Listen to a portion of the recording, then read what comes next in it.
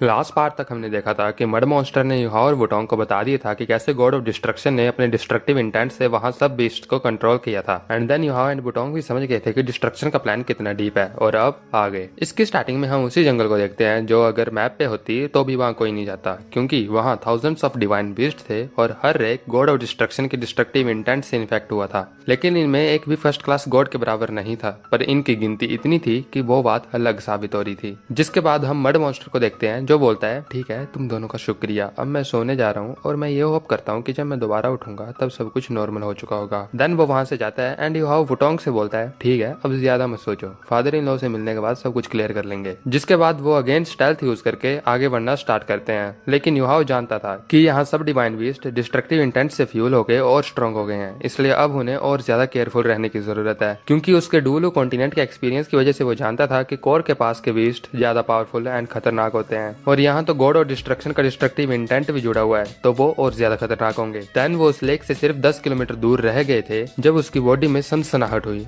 एकदम से उसकी डेस्टिनी आई खुल गई और वो क्वेश्चन टोन में बोला, वहाँ जो भी है बाहर आ जाओ। जिसके ऐसा बोलने भर से वहाँ ऐसा लगा मानो सारा जंगल गायब हो गया एंड वहाँ रह गए सिर्फ लाइटनिंग के पिलर्स। जिसके बाद उन दोनों पर लाइटनिंग से अटैक हुआ एंड युहाओ भी हैरान था, क्योंकि लाइटनिंग पर इतना परफेक्ट कंट्रोल उसने आज तक कभी नहीं देखा था। लेकिन फिर भी युहाओ की कामनेस नहीं जाती जैसे ये अटैक्स भी उसके सामने कुछ ना हो। जिसके बाद युहाओ के हेलोस उसके पीछे अपेयर हुए एंड उनके आसपास एक शील्ड बनी जिसको वो लाइटनिंग टेयर ही नहीं कर पा रही थी। देन युहाओ के हाथ से एक स्वॉर्ड बीम निकली जो जहां जहां गई वहां लाइटनिंग मानो फ्रीज हो गई। बट ये इसका एंड नहीं था, क्योंकि फिर उसके नीचे से एक फिगर अपेयर हुई जो कि एक लेडी की थी। अब अगर आपको याद हो तो युहाओ के पास काफी स्पिरिट्स हैं एंड जो ये स्पिरिट अपेयर हुई थी इसकी कल्टीवेशन थी 7 लाख साल की एंड वो कोई और नहीं बल्कि स्नो एम्प्रेस थी। जिसके बाद थोड़ी देर तक अटैक्स कंटिन्यू हुए, लेकिन थोड़ी देर बाद सब कुछ शांत हुआ, जैसे तूफान से पहले हर जगह शांति फैल जाती है। एंड देन स्मोक के अंदर से निकला एक ऐसा विश जो थंडर को काफी अच्छे से कंट्रोल कर सकता है एंड उसकी फिजिक ऐसी थी कि उसे ड्रैगन गॉड का सबॉर्डिनेट कहा जा सकता है, बिकॉज वो था एक थंडर ड्रैगन। जिसे वहां देखकर वुटोंग भी हैरान थी। और क्यों मैंने उसे ड्रैगन गॉड का सबॉर्डिनेट कहा, बिकॉज जब गॉड रियल में ड्रैगन गॉड ने रेबेलियन किया था तब इसके लाइनेज के कई स्ट्रॉन्गेस्ट थंडर ड्रैगन्स ने भी उसका साथ दिया था एंड काफी ज्यादा तबाही मचाई थी। जिसके लास्ट में अर्थ गॉड ने सब थंडर ड्रैगन्स को ऑलमोस्ट खत्म कर दिया था, जिसके बाद उन्हें कभी नहीं देखा गया एंड ऐसा मान लिया गया कि वो अब एग्जिस्टेंस से खत्म हो चुके हैं। लेकिन अगर ऐसा था तो अब ये यहाँ कैसे अपेयर हुआ। एंड इसी सेम वजह से वुटोंग भी काफी ज्यादा सरप्राइज थी। जिसके बाद युहाओ बोलता है, तो इस बार रियली में God of destruction all out जाने का प्लान कर चुका है। लेकिन यहाँ देखने वाली बात ये थी कि ये थंडर ड्रैगन अभी एडल्ट नहीं था, मतलब ये एक फर्स्ट क्लास गॉड का मुकाबला नहीं कर सकता था। बट बात तो यहाँ भी वही थी कि ये कोर एरिया के काफी ज्यादा पास है एंड अगर ज्यादा फाइट हुई तो गार्ड्स अलर्ट हो जाएंगे एंड वो तो no doubt first class gods ही होंगे। तो ये युहाओ एंड वुटोंग के लिए प्रॉब्लम का काम कर सकता था। लेकिन फिर स्नो एम्प्रेस आगे बढ़ी, उसके साथ साथ आइस एम्प्रेस भी, एंड दोनों परफेक्ट सिंक में थे। देन उन्होंने उसी लाइटनिंग पिलर को उठा के थंडर ड्रैगन पर अटैक कर दिया। लेकिन यहीं पर सब खत्म नहीं होता, क्योंकि फिर एकदम वहां का टेम्परेचर चेंज हो गया, गर्म माहौल ठंडा हो गया, एकदम से टेम्परेचर एब्सोल्यूट 0 पहुंच गया एंड यही एबिलिटी युहाओ के एरिया ऑफ इफेक्ट में स्ट्रॉन्गेस्ट एबिलिटी थी। बट अब आपको यह जानना इंपॉर्टेंट है कि गॉड रियल में स्पेस तोड़ना आसान नहीं है। स्पेस के बाहर जाना पॉसिबल है, लेकिन वो भी तभी किया जा सकता है जब एक गॉड के पास काफी ज्यादा डिवाइन पावर हो। बट स्पेस को फ्रीज करना सबसे ज्यादा आसान है एक फर्स्ट क्लास गॉड के लिए। ध्यान रखना ये बात लागू होती है फर्स्ट क्लास या उसके अबव गॉड्स के ऊपर, तो मिसअंडरस्टैंड मत करना। एंड अभी अभी युहाओ ने भी वही सेम किया था। फिर स्नो एम्प्रेस के साथ एक और फिगर अपेयर हुई जो थी आइस एम्प्रेस एंड जिस अटैक से अभी अभी उन्होंने अटैक किया वो थी pride of 2 ice and snow empress, जो कि गॉड ऑफ इमोशंस की सबसे powerful ice attribute divine skills में से एक थी। आइस और स्नो का फ्यूजन, एब्सोल्यूट जीरो का एम्प्लीफिकेशन, ये स्किल अपने पूरे पोटेंशियल में हर चीज को ऑर्डिनरी से एक्स्ट्राऑर्डिनरी बना देती है। जैसे कि हम ऑलरेडी जानते हैं कि पानी दुनिया की सबसे नरम चीज है, लेकिन अगर वही पानी बर्फ बन जाता है तो वो दुनिया की सबसे सख्त चीज बन जाती है। और इस ट्रांसफॉर्मेशन में जो एनर्जी रिलीज होती है वो कहलाती है temperature. Ice attribute water attribute की एक पावरफुल स्टेट है एंड जो एट्रीब्यूट अपनी पूरी पोटेंशियल तक पहुंचे वो ऑर्डिनरी को एक्स्ट्राऑर्डिनरी बना देती है। यही गॉड ऑफ इमोशंस की ताकत है। एंड ये थंडर ड्रैगन भी काफी स्ट्रॉन्ग था, लेकिन उसकी भी सेम प्रॉब्लम थी जो बाकी बीस्ट्स की थी। नो मैटर वो कितना कल्टीवेट करे, वो सेकंड क्लास से फर्स्ट क्लास गॉड नहीं बन सकता एंड यहाँ उसकी यही कमजोरी युहाओ की एडवांटेज थी। जिसके बाद उस थंडर ड्रैगन को एब्सोल्यूट 0 पर फ्रीज करके snow and ice empress Yuhao की बॉडी में लौट जाती हैं। देन युहाओ वुटोंग का हाथ पकड़ता है एंड उसको लेकर कोर एरिया वाली लेक साइड बढ़ना स्टार्ट कर देता है। अभी के लिए उसके सामने 2 खतरे आए एंड उन्होंने उन दोनों को बहुत अच्छे से काउंटर किया एंड वो अभी भी हर जगह को अपने डिवाइन सेंस से स्कैन कर रहा था क्योंकि वो अभी भी कॉशियस था।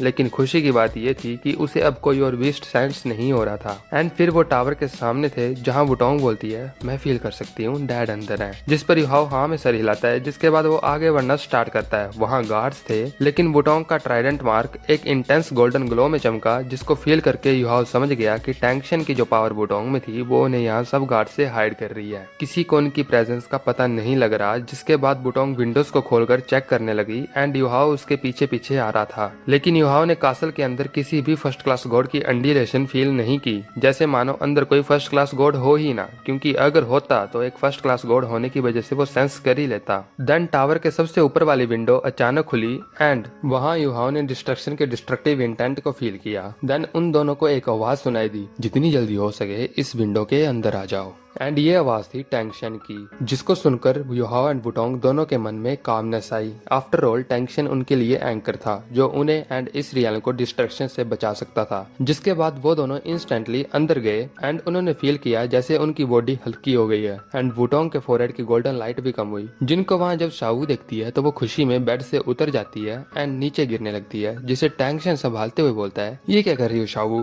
तुम जन्म देने वाली हो, कुछ तो ख्याल रखो। जिस पर शावू बोलती है, हमारा सन इन लॉ एंड बेटी यहाँ आई है तो मैं खुशी कंट्रोल नहीं कर पा रही। देन वुटोंग टैंक्शन की तरफ भागकर उसके गले लग जाती है, जिसको ऐसा करते हुए देख युहाओ को अपने पेरेंट्स की याद आती है क्योंकि उन्हें भी सिन गॉड्स ने किडनैप कर लिया था। बट देन टैंक्शन बोलता है, वुटोंग टेंशन मत लो, हम दोनों ठीक हैं, डिस्ट्रक्शन चाहे कुछ भी करे वो हमें नहीं मार सकता, इसलिए तुम टेंशन फ्री हो जाओ। जिसके बाद युहाओ आगे बढ़कर उन दोनों को ग्रेट करता है एंड उसको ऐसे हेजिटेशन में देख शावू टैंक्शन को स्कोल्ड करते हुए बोलती है, ये तुम्हारी वजह से हुआ है थर्ड ब्रदर, तुम यहाँ पर कुछ ज्यादा स्ट्रिक्ट थे, जिसकी वजह से देखो आज ये हमसे कितनी दूर रहता है। जिसको सुनकर टैंक्शन बोलता है, देखो मैं मानता हूँ कि मैं ज्यादा स्ट्रिक्ट था एंड बिना मेरी हेल्प से युहाओ गॉड बन सकता था, लेकिन तुम ये बताओ कि वो गॉड बन सकता था बट फर्स्ट क्लास गॉड नहीं बन सकता था एंड ना ही उसके पास सुप्रीम गॉड बनने की फाउंडेशन होती। जो भी मैंने किया ये इसकी ही भलाई के लिए किया और इनको रखते हैं साइड में क्योंकि वो सबसे पहले वुटोंग का प्यार था एंड ये भी एक रीजन है मेरे उस पर स्ट्रिक्ट होने का। क्यों युहाओ, ठीक बोल रहा हूँ ना मैं? जिसपे वो हेजिटेशन एंड डर में बोलता है, जी जी फादर इन लॉ, आप सही बोल रहे हो एंड आप दोनों ठीक तो हो ना?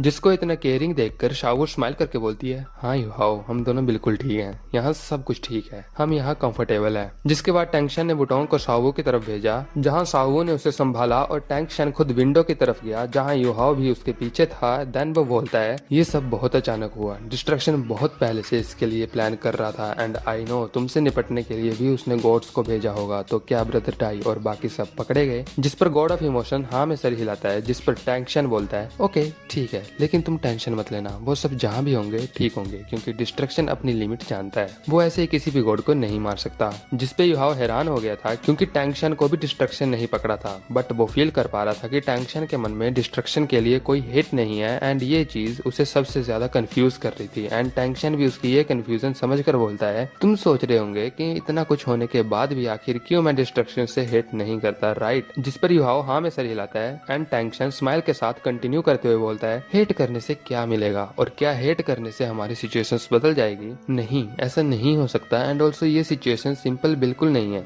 जिस पे युहाओ बोलता है, ठीक है समझ गया, लेकिन फादर इन लॉ ये जो डिस्ट्रक्शन ने आप पर सील लगाई है क्या मैं इसको तोड़ सकता हूँ? जिस पर टैंक्शन मना करते हुए बोलता है, नहीं तुम इसे नहीं तोड़ सकते और जैसे ही तुम इस सील के साथ कुछ करने की कोशिश करोगे वैसे ही डिस्ट्रक्शन को पता लग जाएगा कि कोई मेरी सील तोड़ रहा है एंड वो एकदम यहाँ आ जाएगा। जिसको सुनकर युहाओ डिसअपॉइंट होकर बोलता है, तो अगर मैं कुछ कर ही नहीं सकता तो आपने मुझे यहाँ क्यों बुलाया, क्या मैं कुछ कर सकता हूँ? जिस पे टैंक्शन बोलता है, वेल तुम कर सकते हो लेकिन तुम्हें बिल्कुल वैसा ही करना पड़ेगा जैसे मैं बोलूंगा और बाकी चीजों की चिंता मत करना, जस्ट फोकस करना मेरे दिए हुए टास्क पर। तो टैंक्शन की पावर शील्ड है, पूरे फॉरेस्ट में डिस्ट्रक्शन का डिस्ट्रक्टिव इंटेंट फैला हुआ है। युहाओ अपने फादर इन लॉ की हेल्प करना चाहता है लेकिन वो खुद नहीं एक्सपेक्ट कर सकता कि टैंक्शन उससे क्या चाहता है। वो जो भी हो, लेकिन क्वेश्चन तो यहाँ ये है कि क्या युहाओ उस जिम्मेदारी को उठा सकता है जो टैंक्शन उससे देने वाला है? वेल इस सब का पता आपको नेक्स्ट पार्ट में चलेगा, इसलिए चैनल को सब्सक्राइब कर लो एंड वेट करो नेक्स्ट पार्ट का।